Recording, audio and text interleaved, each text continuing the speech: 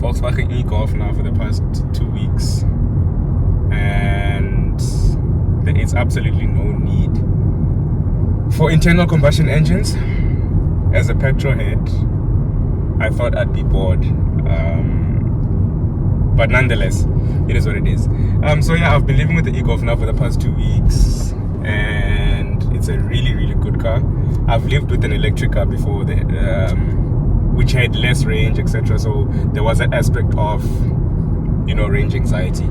But now I'm in the eGolf. So now let me just give you quick stats. So this has got a 35.8 kilowatt hour battery. Does 0 to 109.6 seconds. It also has 100 kilowatts, 290 newton meters of torque. And yeah, it's, out of that 35.8 kilowatt, only 32 kilowatt hours is actually usable of that battery. So it's giving you about, Volkswagen quote about 190 to 230 kilometers range. But I think that's a lie actually, because I've been getting at max my charges, I've been getting about 260. The other day I got 280 on a full charge. So that's impressive. Yeah, it looks good as well. So the one thing that I like about this specific car is that while most electric cars are polarizing, they don't, there's electric cars are always looking weird or looking, unusual. Brands right now are making really good looking electric cars. But what I liked about this electric car is that it looks exactly like the car it's based on, which is the Golf 7.5. It's based on the Golf 7.5, and it looks like, well, not exactly, but it looks similar to it. It's got nice LED lights at the front, as well as some daytime running lights. And the only reason that you'll actually see an electric car is because of the branding that's on this car, as well as the blue light strip which runs around across the grille. You also have then the wheels there, and obviously those wheels help with reduced drag, etc. So I've been asked on social media by a lot of people why this particular model doesn't have the nicer, according to people, the nicer Golf 7.5 GTI or TSI wheels. And obviously that has to do with reducing drag, etc. And I mean, the less drag you have, the more range, etc. Now, yeah, I think that covers that part. In terms of the interior looks just the same as well as its Golf counterpart. Well, its petrol or diesel counterpart. Let me just say its internal combustion counterpart. The only difference, obviously, on the digital driver's display, you see your different electric gauges here. So your range, how your current charge. Yeah. My mode that I've predominantly been using over the past 2 weeks has been the eco mode. I don't feel it's perfect for me. It's got enough power, isn't restricted that much as when you are in Eco Plus, because that restricts the car quite a lot. But anyway, I'll talk about that when I'm talking about the drive. So back to the interior, I think everything is ultimately Golf. Like, there's a lot of space in this car. I've driven with 4 of my mates in here, driven with 3 of my mates, and I've got really tall friends.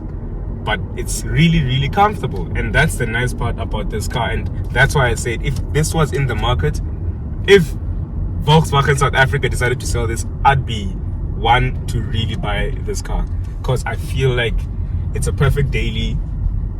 I live in town, so I don't really do much highway travel. I think, like I'm saying, I would really buy this car personally if it was in the market. Unfortunately, it's not in the market, and that's simply because it's a typical Golf. There's enough space for everybody. It drives comfortably. There's just nothing to really complain about. I think the only slight issue ultimately is the lack of enough range. And when I say enough range, I'm probably talking about 400 kilometers, 350 Ks. I think that if it could give me 350 kilometers or 100 kilometers range, I think a lot of people would ultimately, yeah. But nonetheless, the ID3 or the ID4 is poised to come to South Africa, so that will most likely, hopefully, have enough range.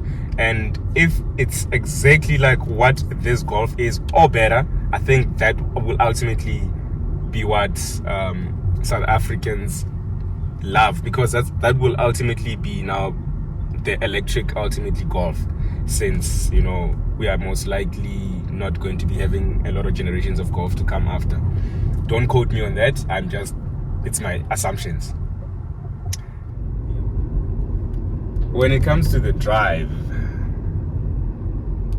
well, it's nothing exciting. It's just okay.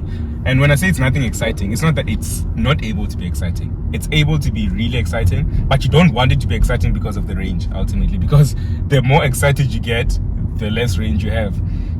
It's obviously the instant torque is addictive. You step on it, it goes. You step on it, it goes. I'm not going to do it right now because I am afraid of my range. But you step on it and it goes. So that's the exciting part, and ultimately why electric cars are exciting. So ultimately, there's always that. Instantly, it doesn't have a gear, like a gears to think through to whatever. You just step on it and it just moves. So that's the exciting bit about it. But you don't want to keep doing that, because it's going to, like any electric device, the more you use it or the more power you use, etc., the battery dies. Well, becomes less. And yeah, my favorite part as well has been the charging. I think charging hasn't been that bad, because it's a 32 kilowatt hour battery. It's quite relatively a small battery, so it's not that, it doesn't take that long to get full.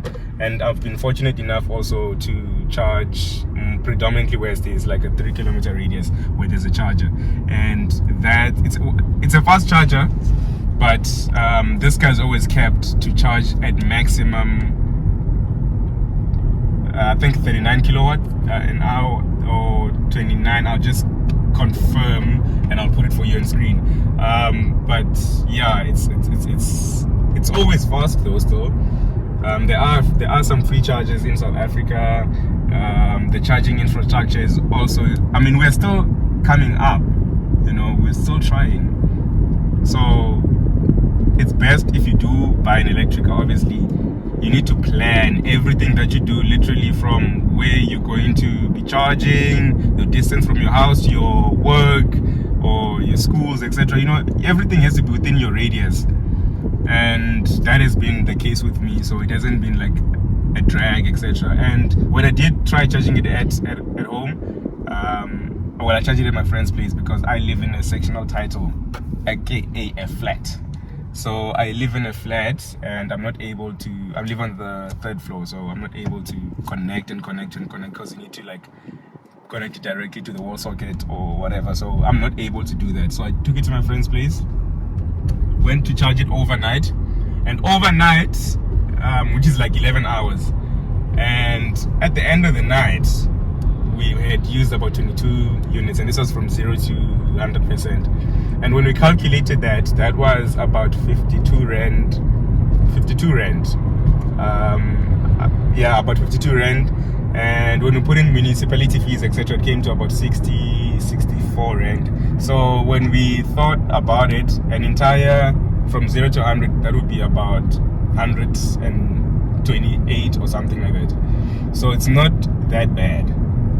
For 280 kilometers range, you are spending about 128 rand.